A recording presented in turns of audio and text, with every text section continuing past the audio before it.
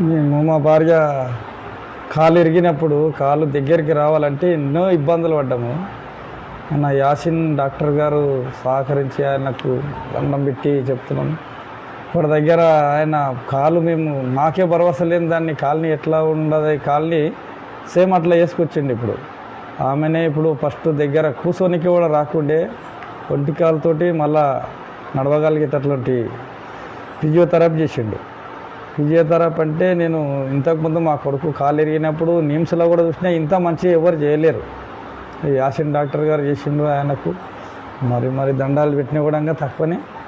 ఆయనకు ఎంత ఓపిక ఉందంటే మాకు చూడడానికే అంతకంటే ఓపికతోటి చేసి పేషెంట్ని మాత్రము మన బిడ్డ లేక చూసుకునేటి బాధ్యత ఉంది ఆయన దగ్గర. అట్లా ఖచ్చితంగా మనం ఆడికి పోయినామంటే ఆ డాక్టర్ దగ్గర